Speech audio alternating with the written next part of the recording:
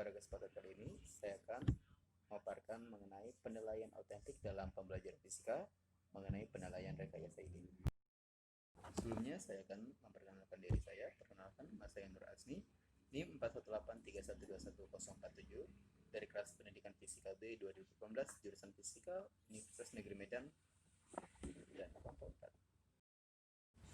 Adapun pada kesempatan kali ini, saya akan menyampaikan yang pertama yaitu mengenai pendahuluan penilaian rekayasa ide, analisis situasi penilaian rekayasa ide, ruang lingkup permasalahan penilaian rekayasa ide, dan yang terakhir, sistem informasi penilaian rekayasa ide berbasis IT. Yang pertama, pendahuluan. Yang pertama yaitu rumusan masalah dan tujuan. Yang pertama adalah bagaimana sistem penilaian rekayasa untuk saat ini.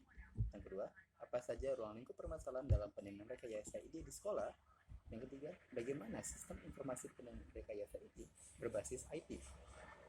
Nah, ada pula tujuan daripada pemakalah ini pertama yaitu untuk mengetahui sistem penilaian ide yang diterapkan pada saat ini. Yang kedua, untuk mengetahui apa saja yang menjadi ruang lingkup dari permasalahan penilaian rekayasa ide. Yang ketiga, untuk mengetahui bagaimana sistem informasi penilaian rekayasa ide berbasis IT. Bab selanjutnya adalah analisis situasi penilaian rekayasa ide. Dalam hal ini, penilaian rekayasa berasal dari pengertian dua aspek yang berbeda, yaitu pertama penilaian dan yang kedua rekayasa ide. Penilaian adalah proses menyimpulkan dan menafsirkan fakta-fakta serta membuat pertimbangan dasar yang profesional untuk mengambil kebijakan berdasarkan sekumpul informasi, yaitu menurut Daryanto pada tahun 2012 halaman 111.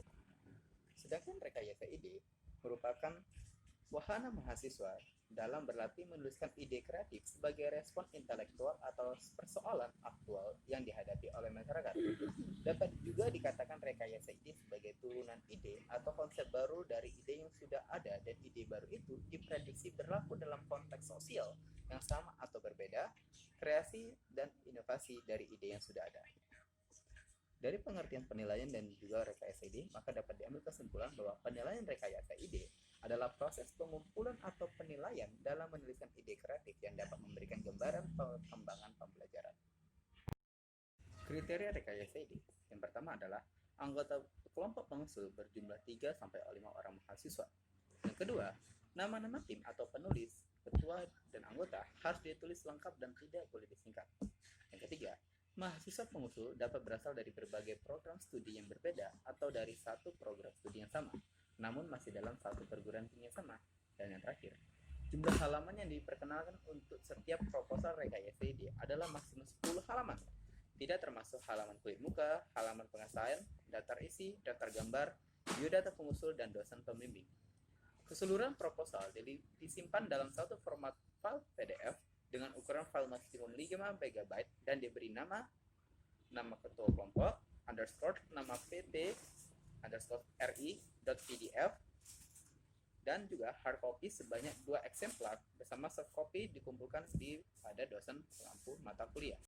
Nah, ada pula sistematika penulisan rekayasa ide. Yang pertama adalah halaman sampul, halaman pengesahan, daftar isi, dan juga ringkasan. Nah, ringkasan dalam hal ini adalah ringkasan bukan berarti adalah abstrak, namun merupakan gagasan tertulis yang tersusun dalam maksimum 1 halaman yang mencerminkan isi keseluruhan gagasan, mulai dari latar belakang, tujuan, landasan teori yang mendukung, metode penulisan, pembahasan, kesimpulan, dan rekomendasi. Nah, selanjutnya adalah bagian pendahuluan. Bagian ini berisi mengenai latar belakang yang mengungkap uraian tentang alasan mengangkat gagasan menjadi karya tulis. Biasanya dilengkapi dengan data atau informasi yang mendukung dan tujuan dan manfaat yang ingin. Nah, bagian selanjutnya adalah bagian kesimpulan, di mana bagian ini biasanya memuat yang pertama yaitu kondisi kekinian pencetus gagasan yang diperoleh dari bahan bacaan, wawancara, observasi, ataupun imajinasi yang relevan.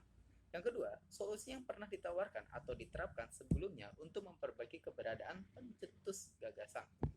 Yang ketiga, seberapa jauh kondisi kekinian pencetus gagasan dapat diperbaiki melalui gagasan yang diajukan.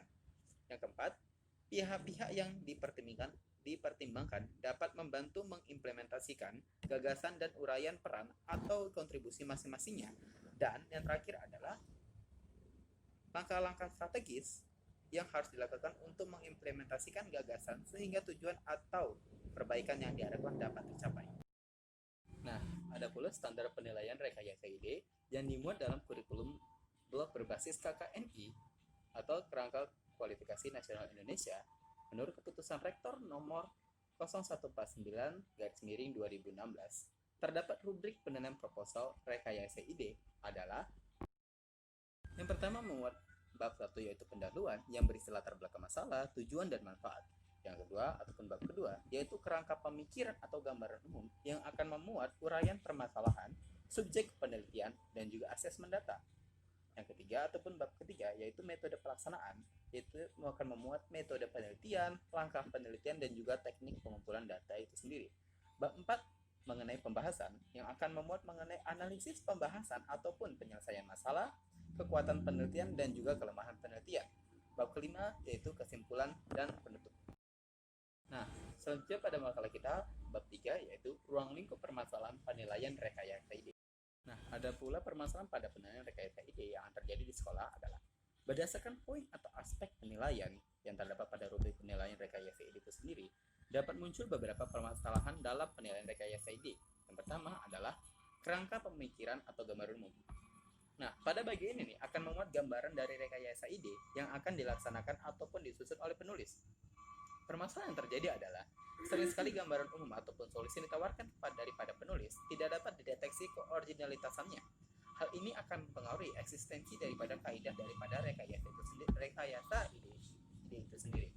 Nah, untuk menguji keaslian dari ide ataupun gagasan yang ditawarkan, penulis untuk menyelesaikan masalah yang terdapat pada rumusan masalah yang telah disusun seringkali menemui kesulitan dikarenakan tidak adanya tolak ukur pasti yang terdapat untuk mendeteksi keaslian ide yang ditawarkan oleh penulis.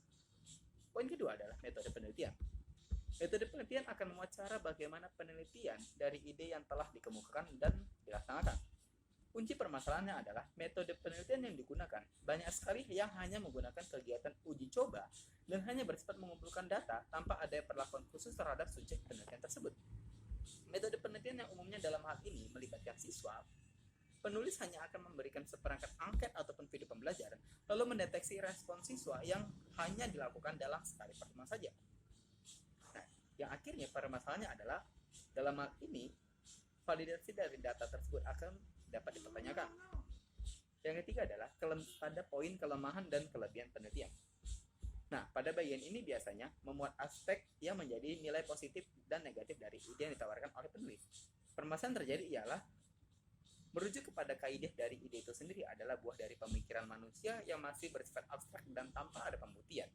Meskipun hal itu dapat diselesaikan dengan pengerjaan proposal setelah penelitian dilakukan, tetapi seharusnya kelemahan dan kelebihan penelitian itu berdasarkan hasil review dari orang lain dan bukan dari penulis rekayasa ide tersebut.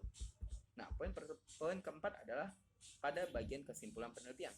Nah, pada bagian ini, kebanyakan penulis akan mengatakan bahwa dengan menggunakan ide yang mereka tawarkan, pembelajaran ataupun permasalahan yang ada pada rumusan masalah akan terselesaikan. Kembali kepada metode penelitian yang mereka gunakan, tidak adanya validasi data apabila mereka menggunakan angket maupun apabila penulis penelitian menggunakan set soal yang diberikan, tidak adanya uji kenormalan data yang dilakukan secara signifikan. Kesimpulan dari penelitian seharusnya berdasarkan pada bagian pembahasan yang dapat membuktikan apakah data yang mereka sajikan normal atau sudah valid. Bab keempat pada makalah kita yaitu sistem informasi penilaian rekayasa berbasis IT. Nah, yaitu yang pertama pengertian penilaian berbasis komputer. Penilaian berbasis komputer merupakan salah satu metode penilaian dengan menggunakan alat penilaian dalam hal ini adalah komputer sebagai sebuah solusi untuk mengatasi permasalahan keterbatasan waktu dan tuntutan profesionalisme guru dalam bekerja. Dengan penilaian berbasis komputer ini dapat memudahkan guru dalam melaksanakan keseluruhan kegiatan pengukuran. Dalam hal ini, pengumpulan data dan informasi, pengolahan hasil belajar, penafsiran dan pertimbangan untuk membuat keputusan tentang tingkat hasil belajar yang dicapai oleh siswa setelah melakukan kegiatan pembelajaran dalam upaya mencapai tujuan pembelajaran yang telah ditetapkan. Nah, salah satu contoh daripada penilaian rekayasa di berbasis IT itu sendiri adalah Google Form. Nah, Google Form ini akan dapat digunakan. Yang pertama adalah dari guru atau dosen yang akan membuat akun email yang berasal dari Google. Nah, selanjutnya adalah website yang dimiliki oleh Google Form berupa https://www.google.com/forms/about/. Nah, yang keempat, situs Google Forms dan memilih template gallery. Yang kelima, membuat identitas penugasan yang ada pada Google Form itu sendiri. Baiklah, sekian presentasi pada kesempatan kali ini. Saya Nur Asmi pamit undur diri. Wassalamualaikum warahmatullahi wabarakatuh.